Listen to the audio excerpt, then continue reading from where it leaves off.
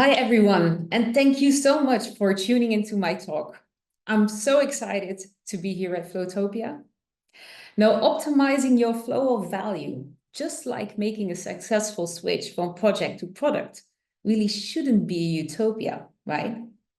However, a lot of organizations struggle, and one type in specific is really leading that pack. So over the next 25 minutes, we'll dig into the reasons why bureaucratic organizations fail at moving from project to product. And of course, I will share 3 insights on top of a lot of practical how-tos that will help you to succeed. So I'm Erica. I'm a Team Topologies valued practitioner. So that means that I actually have the privilege of working with an incredible group of people to help organizations become more adaptive and more humane.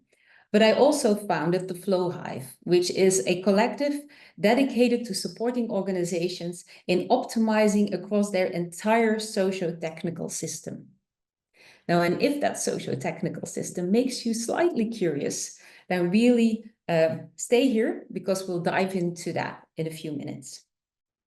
Now, this session is being pre-recorded, which is a little bit weird to me because I actually really like to have the interaction with all of you. But I'm live in the chat now, so please share your thoughts and questions there, and I'll be happy to respond. Now, if you have kids, you'll get this. Around the age of 1.5, 2 years old, they get really frustrated and sometimes even aggressive because they start understanding the world around them and they want to interact with it. They want things, definitely also don't want things, but they can't really express themselves. They don't have the words or the vocabulary to say what it is that they need. Now, my wife, she will forever have a bite mark of our son Jack when he was 2 years old on her bum to remind us of the importance of communication. Now, during the last 15 years working in IT companies, and especially my time in open source, actually often awakened that angry toddler in me. We had this amazing technology, but I kept seeing the inability of organizations to start working with this new technology. And it kind of frustrated the hell out of me because I was like, I could feel what was wrong, but I couldn't put words to it. So I found a little bit of comfort in agile practices, but honestly, very often they were just scratching the surface. So 5 years ago, I read 2 books which really gave me the words that I was looking for, and they completely changed my perspective on organizations. Team Topologies and Project to Product. Now, there aren't only mind-blowing books, but they're also very complementary. So I was convinced that with this knowledge and insights being out, that companies would be able to make a significant shift, improving all of the work that they were doing. So I was sitting at the tip of my chair, waiting for the amazing results to come in, the epic shift of organizations thriving on cutting-edge technology. But it didn't happen. So both in the Project to Product report of 2023 and in the Project to Product report of 2024, it states that only 2% of organizations have been able to make a successful shift from project to product. Now, I think that is very disappointing. So are people not reading these books? Are executives still sleeping with their Prince2 manuals or ETL manuals on their bedside table? I mean, what is going on? And it actually starts to become a similar trend to what we've seen before, right? Reorganizations and business transformations failing. Gartner says that digital transformations are even worse, and 67% of digital investments actually underperform on expectations. So many organizations try to change, try to be adaptive, but they are clearly not succeeding. Now, moving from project to product will actually catapult organizations into a world which will push them to constantly adapt.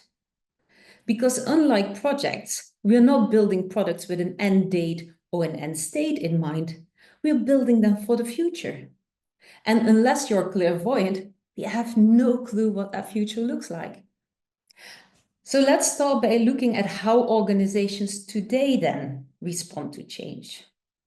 So whenever they feel pressure to change, being disrupted by a competitor, new technology, new generation X, Y, or Z that they don't understand, what do?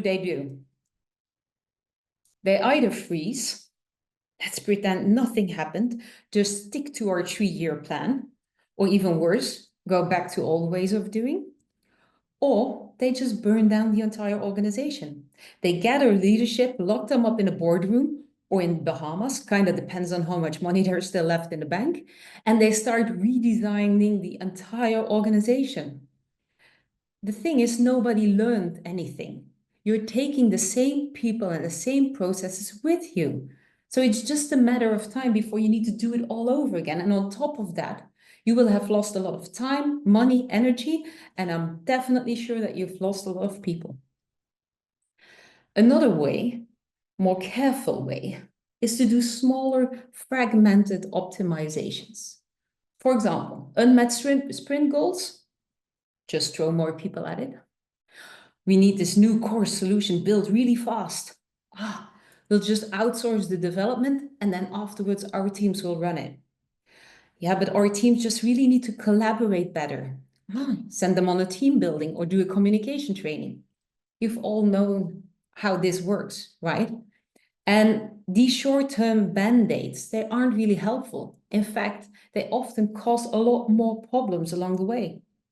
And it's because we try to break down really complex problems into little complicated pieces so that we think that we can control them. But that's an illusion. Each small change in a complex system, which our organizations are, has a lot of big consequences.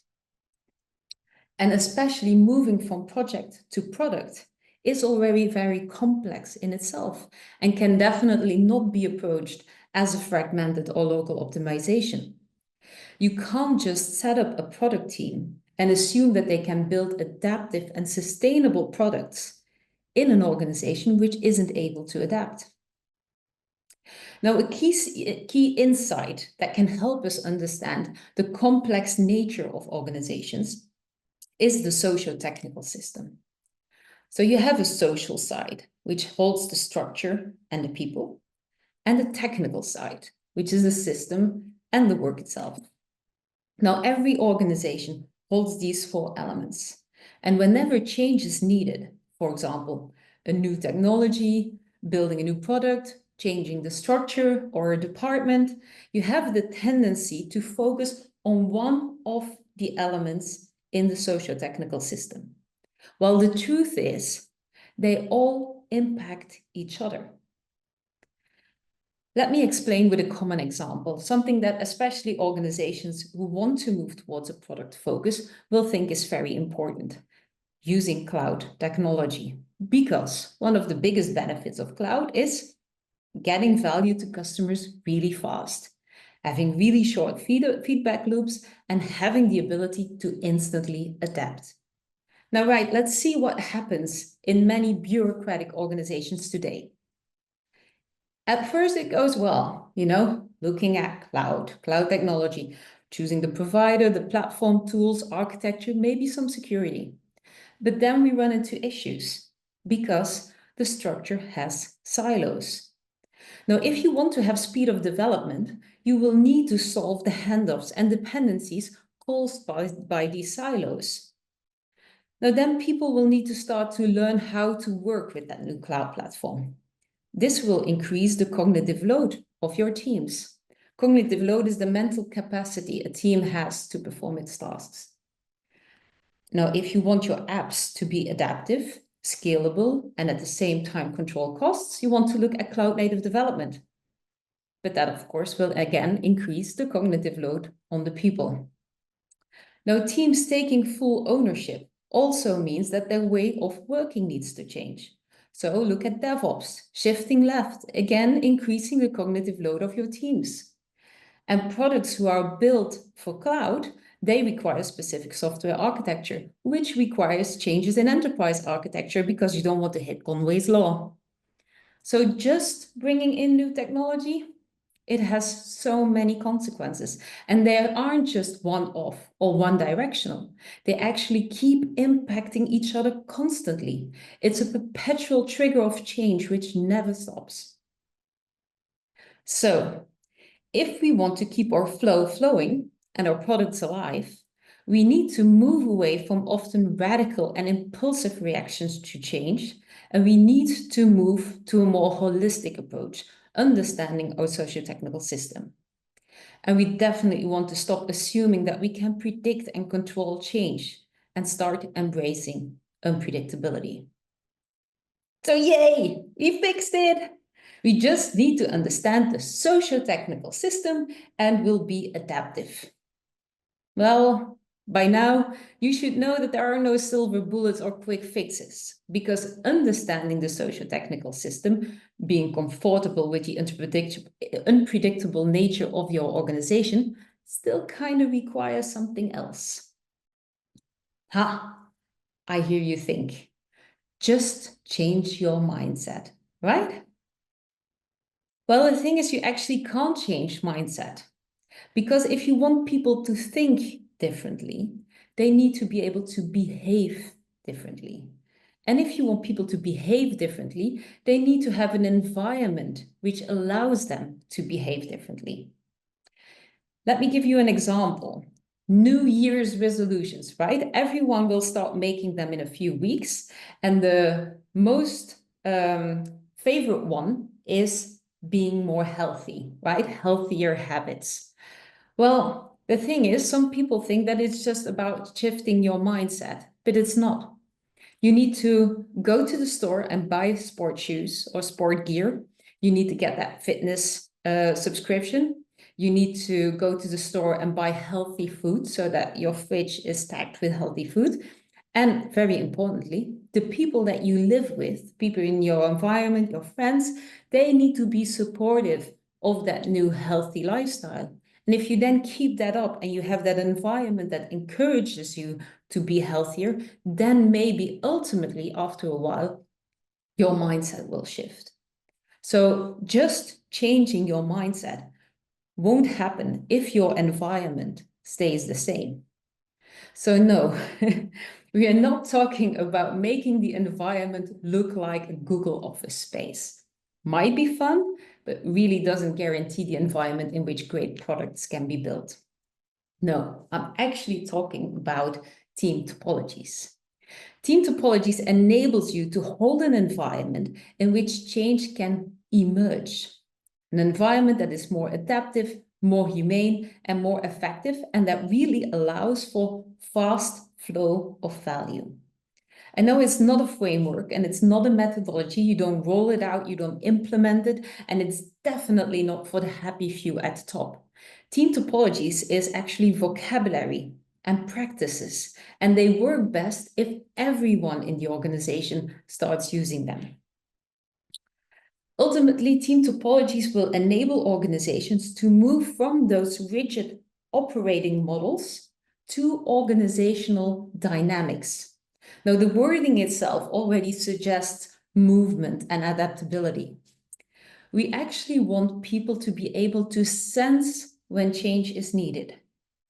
Then they need to have the vocabulary to share it, and they need the practices to solve it. Let's have a look at what a team or a team of teams needs in order to build great products. First, we need, of course, to have a stable team which can take end-to-end responsibility over the value that they are delivering.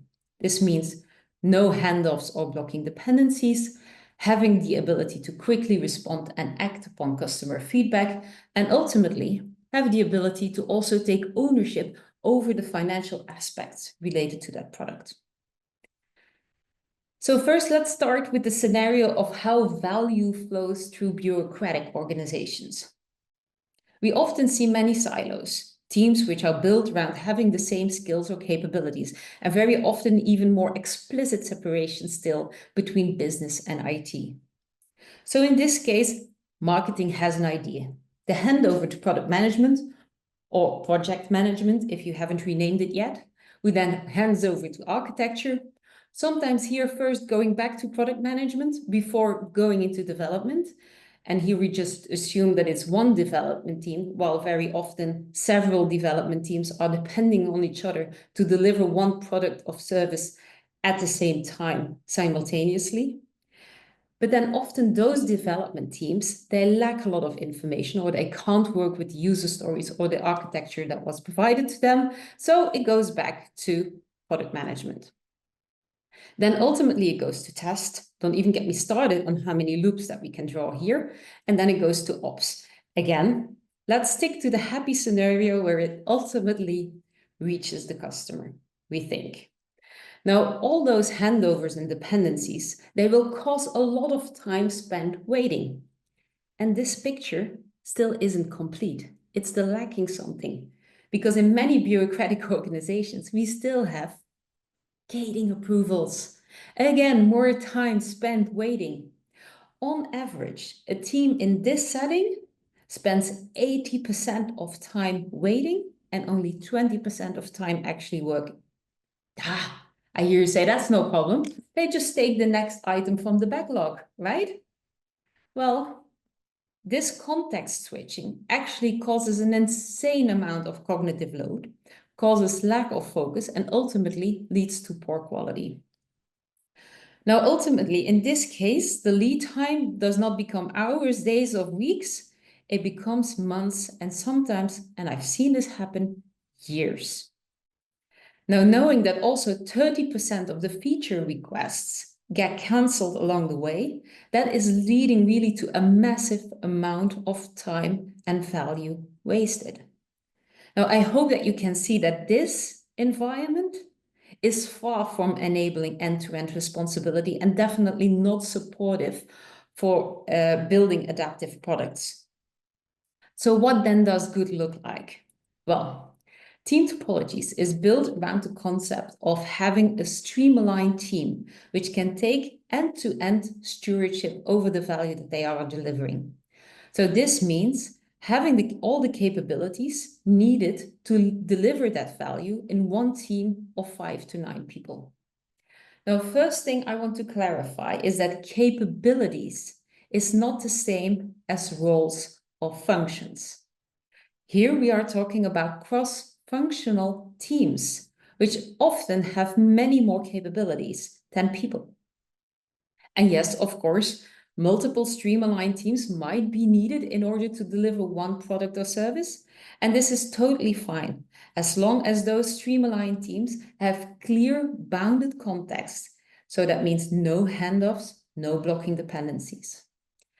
But let's keep it simple for now. There are many capabilities required in one streamlined team, and that might just blow the cognitive load of that team.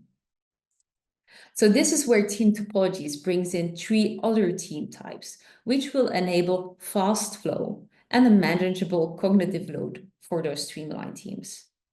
First, let's introduce platform groupings. Now, this team type offers things as a service to the streamlined teams. That means that those teams can self-service on those platforms. Oh, and a platform is not a system. Cloud, SAP, Office 365, not platforms. They are systems. A platform is the self-service layer which supports the streamlined teams in actually simplifying their work. And as you can see, a platform group is fractal in nature, which means that within this group, you can find all kinds of different teams, just like I'm demonstrating here. But with new capabilities required within the streamlined team, you can imagine that not everything can be served via a platform. Some things really require skills and knowledge. Now, these possible knowledge gaps are spotted by enabling teams. Thinking about moving from project to product, we can, for example, imagine that product management is a new capability. And you might want to have an enabling team to upskill the streamline team in, for example, how to build roadmaps, do product strategy, and make investment decisions based on the cost and revenue of their product. So yes, product management is not a role or function outside of the streamline teams. It's a capability within the streamline team. And if really needed, you can also think about the complicated subsystem team to cover really complex needs. Now, this team type is definitely not required, but certain capabilities might be so specialized or expensive that you might need such a team, preferably temporary, supporting your streamline teams. Now, as we said, everything here is constantly changing. The streamline team needs to be aware of their cognitive load and constantly look at optimizing the flow of value. So when customer demands change, new technology is being available, or new capabilities are required, then everything in that socio-technical system starts to move. So if a streamline team senses that change is needed, they need to be able to share it. And this is really the power of Team Topologies. It's creating a shared vocabulary. Now, remember how we talked about how a lack of vocabulary can come back and bite you in the... Speaking the same language and therefore creating a shared understanding of your environment really shortens the time explaining, might even make meetings shorter. How cool would that be? So apart from the team types and interaction modes, we look at our organization through two lenses: optimizing fast flow of value and managing team cognitive load.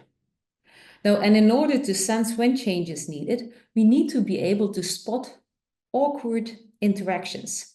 They indicate where teams aren't working together effectively.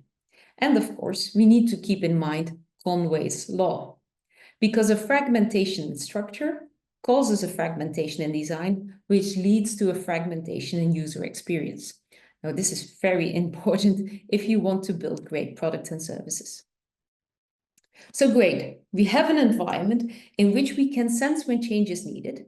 We have the vocabulary to share it. Now we need to have the practices to solve it. And this is where Team Topology perfectly aligns with what value stream management prescribes, which is making work visible. In most organizations I've worked with, this is really highly underestimated. People still have the tendency to sit together and then emotionally and subjectively try to make decisions based on what they believe that work should look like. Now, we believe that if you want to create an environment in which change can emerge, you need to make the work visible in a very objective way. So bring together people from all corners of your organization, gather different perspectives, and objectively talk about the facts that you see appearing before you. So let me guide you through some of those practices, which are highly useful when building products, by showing how we use them during a Team Topologies engagement with Syngenta. Now, everyone knows that pushing down big changes on a Monday morning, 9 a.m. isn't the most effective way to, bring in change. So you kind of want to figure out where to start. You might still have doubts about what your value streams are or your products. Does your entire organization need to become product driven? Oh, no. And do all teams now need to be knowledgeable about Team Topologies? No, of course not. You need to find a sweet spot. Now, DDD can enable you to get clear idea over your domains, which are core, which are supporting, which are generic. It can help you decide on where you can have a manageable risk and the possible benefits of change are really high.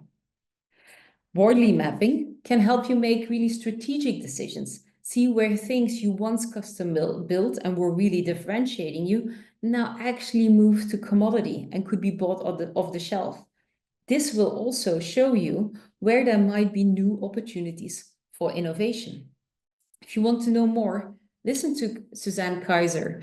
She has really good insights in how to tie domain-driven design, Wardley mapping, and Team Topologies together. Now, Syngenta already defined their products, but they were struggling with creating better ownership over those products and with increasing their flow of value. So they uncovered that they actually needed to look at the platforms supporting their streamlined teams and move them to platforms as a product. One of the most successful factors to really ensure that teams can take end-to-end ownership is having the right boundaries. So you need to define bounded contexts for your teams. Now, many organizations visualize their value streams inside out with, like, for example, value stream mapping or event storming, which are highly valuable. But one of the great practices of the last years actually comes from Rich Allen and is called user needs mapping. It enables you to visualize from the user perspective, so from the outside in. You can see that it here kind of looks like a big ball of mud with teams having responsibilities all over the place. And then here you can see how they start finding bounded context, boundaries around the streamlined teams and the platform teams. And then you move to independent service heuristics. They can help you validate those bounded contexts with answering questions like, does it really make sense? And is it feasible that this service can stand on its own and can be fully delivered by a single team of 5 to 9 people? And then there is team interaction modeling that can help you find team evolution states, which are needed to evolve from your current state to a desired state, because we are not building new operating models here. We're trying to evolve continuously with small steps iteratively.